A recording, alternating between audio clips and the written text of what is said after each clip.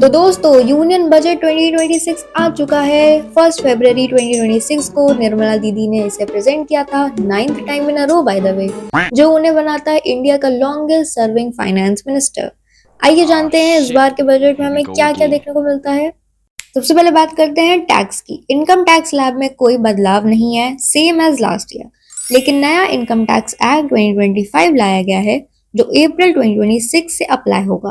इसका मकसद है टैक्स रूल्स को सिंपल बनाना और कंप्लायंस को आसान करना।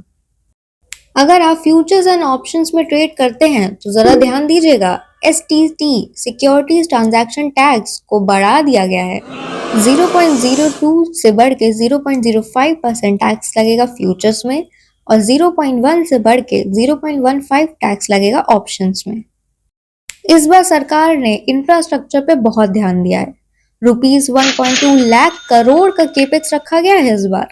7 नए हाई रेल कॉरिडोर्स बनाए जाएंगे और एक नया डेडिकेटेड फ्राइट कॉरिडोर बनाया जाएगा जो दनकुनी से सूरत तक जाएगा। हेल्थ केयर में बड़ी राहत। 17 लाइफ सेविंग कैंसर ड्रग्स पर कस्टम ड्यूटी हटा दी गई है। Wow. इससे कैंसर का इलाज सस्ता होगा और साथ ही रेयर डिसीज की दवाइयों पर भी एग्जेम्पशन दिया गया है। अगर आप बाहर घूमने जाने की प्लानिंग कर रहे हैं या अपने बच्चों को बाहर भेजने का सोच रहे हैं तो आपके लिए खुशखबरी। TCS tax collected as source 5% से घट के 2% कर दिया गया है। छोटे बिजनेसमैन के लिए 10,000 करोड़ का SME ग्रोथ फंड लॉन्च किया गया है। इससे MSME को सस्ता लोन और लिक्विडिटी सपोर्ट मिलेगा। भारत विस्तार नाम का एक मल्टीलिंगुअल AI टूल लॉन्च होगा जिससे किसानों को उनकी अपनी भाषा में खेती से जुड़ी जानकारी और सलाह दी जाएगी।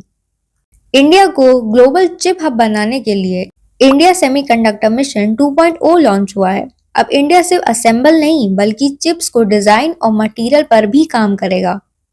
रूरल वुमेन एम्पावरमेंट को सपोर्ट करने के लिए हर डिस्ट्रिक्ट में she marts self help entrepreneur marts बनाए जाएंगे और साथ ही हर डिस्ट्रिक्ट में एक गर्ल्स हॉस्टल भी बनेगा।